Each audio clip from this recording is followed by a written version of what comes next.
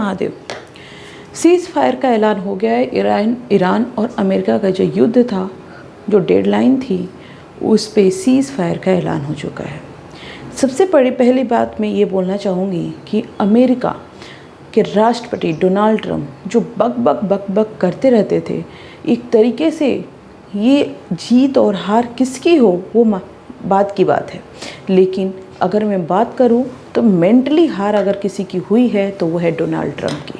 और इनके लिए ये ज़रूरी था कि जिस तरीके से कभी भी किसी भी देश को कुछ भी बोल देते हैं, कभी भी कुछ भी अपने सिर्फ अपना आगे बढ़ चढ़ के करने के लिए किसी को भी कुछ भी बोल देते हैं। अभी ऑपरेशन सिंदूर था जिसमें भारत के लिए उन्होंने बकवास बातें की थी, तो उनके लिए ये चीज़ें ज़रूरी था कि उनको भी, क्योंकि आप जब बकवास करते हो तो आपको भी वो चीज़ें रिपीट होते हुए दिखती है। आज ईरान बोल रहा है कि डोनाल्ड ट्रंप ने हमसे मिन्नतें मांगी थी, भीख मांगी थी कि हमें प्लीज़ सीज़ फायर हो जाए, क्योंकि अमेरिका में ही राष्ट्रपति डोनाल्ड ट्रंप के खिलाफ आवाज़ उठ रही थी। उनको राष्ट्रपति पद से हटाने की मांग चल रही थी।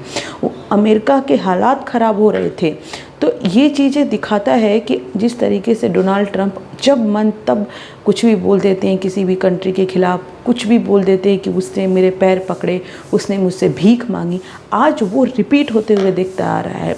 आप भले मिसाइलों से किसी को उड़ा दे, बम से उड़ा दे, लेकिन आज अगर मेंटली अगर हार मिली है तो वो मिली है डोनाल्ड ट्रंप को। आज ईरान भले ही उसको कितनी सारी लॉस देखने को मिल रहा है, लेकिन जिस तरीके से उसने अमेरिका के सामने डट के खड़ा रहा, ये काबिल तारीफ़ है। और अमेरिका को ये समझ जाना चाहिए कि जो चीज़ें ये कहता है कि उसने मेरे पैर पकड़े, भीख मांग, कब किसी को किडनैप कर लेता है, तो इसको ये सोच लेनी चाहिए कि दोबारा ऐसी चीज़ें ना करें। तो आज सीज़ फायर का ऐलान हुआ है, मीटिंग इस्लामाबाद में है, जो देखा जाएगा आगे इससे क्या होता है, किसकी हार किसकी जीत हुई। लेकिन अगर मेंटली अगर किसी की हार हुई है तो वो है डोनाल्ड ट्रंप की हार हुई है। डोनाल्ड ट्रंप कह रहे हैं कि चीन की वजह से सीज़ फायर हुआ, वहाँ पे ईरान का कह रहा है कि डोनाल्ड ट्रंप हमसे भीख मांगे, हमें मिन्नतें की कि सीज़ फायर हो जाए। तो देखते हैं आगे क्या होता है। ये युद्ध विराम जो हुआ है आगे कंटिन्यू होगा या फिर रुकेगा। Thank you so much. मिलते हैं नेक्स्ट वीडियो में। आप मुझे कमेंट करके बताएं कि इसमें किसकी जीत और किसकी हार हुई है। Thank you so much.